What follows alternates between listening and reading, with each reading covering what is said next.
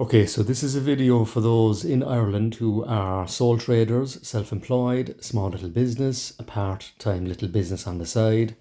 This is your day-to-day activity that you need to do in terms of your accountancy in order to keep up to speed with your returns for the year.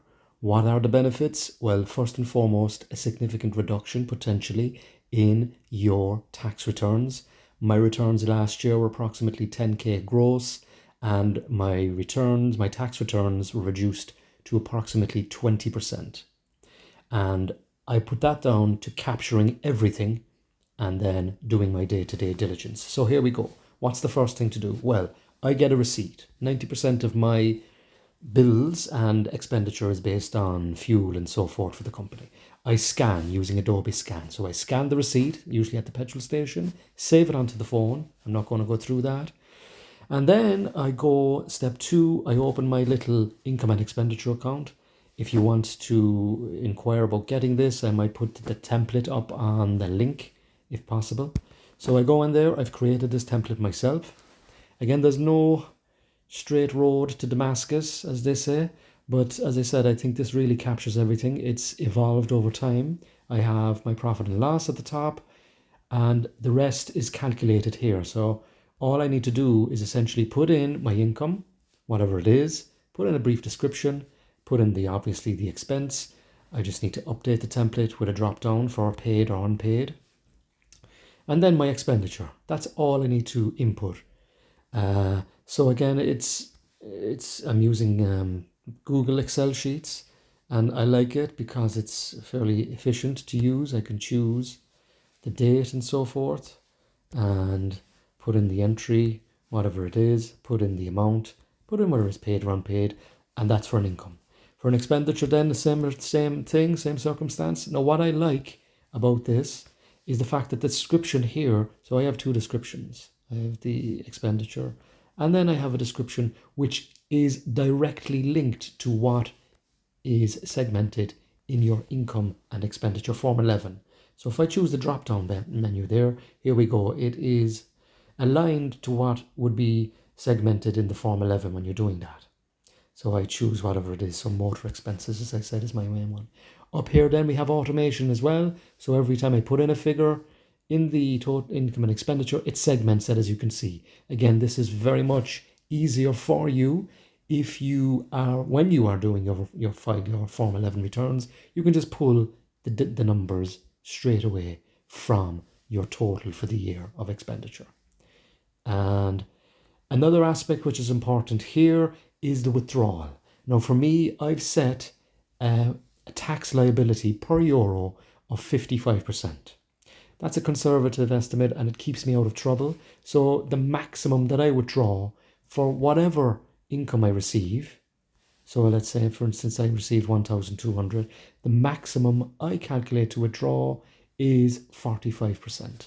So in that instance it was 720, I believe. And I just take out the 720 and I leave the rest in my business account for the end of the year. I never touch it. And as I said, that is a good way for me to be very tax efficient in terms of my returns.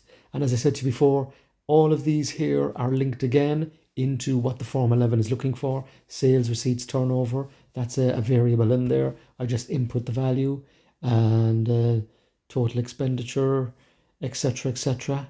Closing capital balance, again another entry into the Form 11 at the end of the year. And again, net profit, this is automatically calculated by the entries that you put into either the income or the expenditure below, and that's automatically calculated. You don't need to do anything there. So once I've done that, now this is I just went, I suppose, thoroughly through the income and expenditure, but you don't, obviously, when you're doing it on a day-to-day basis, it's just either 3 entries and save. Then I go into Ross, and let me go back there. I might be logged out. Okay. Return to main place. Okay, so I click on Ross above. Then I choose my cert, so it's mobile. Now, if you have the desktop, you'll have a desktop cert. And let me go into mobile cert. Press Ross. And again, this is the routine that I do every day or every time I have either an income or an expenditure from my accounts for my little part-time business. Press Receipts Tracker and simply add new receipt. Put in the date. Let me just give it a blast. Now, it would be handy if they upgraded this to a drop-down menu. But then again, the beggars can't be choosers.